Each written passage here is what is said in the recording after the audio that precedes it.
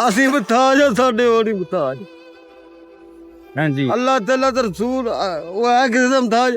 ਨਹੀਂ ਨਹੀਂ, ਉਹ ਕਿਸੇ ਨੂੰ, ਅਸੀਂ ਉਹਨਾਂ ਦੇ ਮੁਹਤਾਜ ਆ। ਅਸੀਂ ਮੁਹਤਾਜ ਆ, ਸਮਝੇ? अस्सलाम वालेकुम। यार बुजुर्गो ठीक हो? सेहत भी ठीक है?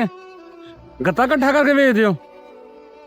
ਕੱਤਾ ਯਾਰ ਕਿਸੇ ਥੰਜਾ ਕਰਨ ਲਿਆ ਸੀ, अच्छा ਉਹ ਤੇ ਵੀ ਮੰਗਾ ਦਿੱਤਾ ਸੀ, ਉੱਤੇ ਗਿੱਲਾ ਸੀ अच्छा। ਤੇ ਮੈਂ ਕਿਹਾ ਵੀ ਹੁਣ ਉੱਥੇ ਗਿਆ ਨਾ ਤੇ ਉਹਨਾਂ ਪੈਸੇ ਵਿੱਚੋਂ ਵਜਨ ਕੱਟ ਲੈਣਾ। ਉਹ ਮੈਂ ਫਿਰ ਇੱਥੇ ਝੱਟ ਬਹਿ ਗਿਆ, ਤੈਨੂੰ ਖਿਲਾ ਰਿਹਾ, ਮੈਂ ਥੋੜਾ ਜਿਹਾ ਵਾਹ ਫੇਰ ਲੱਗਾ। अच्छा, गत्ता कुत्ता इकट्ठा कुट्ठा करके साइकिल ते वेच ओ लेके बेच दियो ਹਾਂਜੀ तो बन जांदी कोई दिहाड़ी शाड़ी?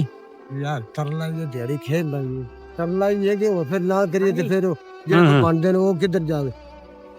ਜੇ ਤੂੰ ਨਾ ਕਰੀਏ ਤਾਂ ਹੁਣ ਦਿਹਾੜੀ ਨਾ ਕੰਮ ਦੋਗੇ ਨੇ। सही हो गया। तो रोज का कोई 700-800 रुपया हजार बन जांदा? ਰੋਜ਼ ਜਦ ਨਹੀਂ ਨਾ ਬਣਦਾ।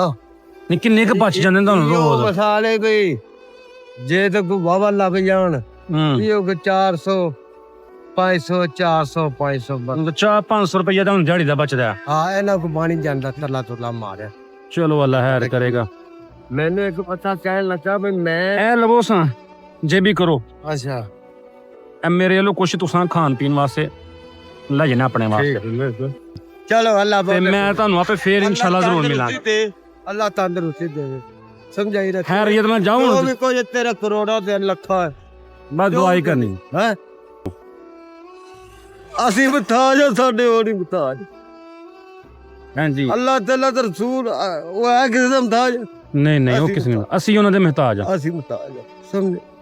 ਐ ਭਰਾਵਾ ਗੰਦ ਹੈ। ਚਲੋ ਅੱਲਾਹ ਤੁਹਾਨੂੰ ਸਿਹਤ ਤੰਦਰੁਸਤੀ ਦੇ। ਅੱਲਾਹ ਸੋਹਣਾ ਕਰਮ ਕਰੇ, ਸੋਹਣਾ ਸਮਝੇ। ਬਸ ਆਪਣੀ ਦੁਆਵਾਂ 'ਚ ਯਾਦ ਰੱਖਿਓ। ਅਸੀਂ ਨਹੀਂ ਇਹਨੇ ਜੋਗੇ ਸੋਹਣੇ ਦੇ ਦੁਆਵਾਂ। ਬਿਲਕੁਲ ਜੀ, ਰੱਬ ਹਾਂ ਉਹਦੀਆਂ ਖੇਡਾਂ ਨੇ ਆ ਸਾਰੀਆਂ। ਅੱਲਾਹ ਸੋਹਣਾ ਲੋ ਬਜ਼ੁਰਗੋ, ਅੱਲਾਹ ਹਾਫਿਜ਼, ਦੁਆਵਾਂ 'ਚ ਯਾਦ ਰੱਖਿਓ।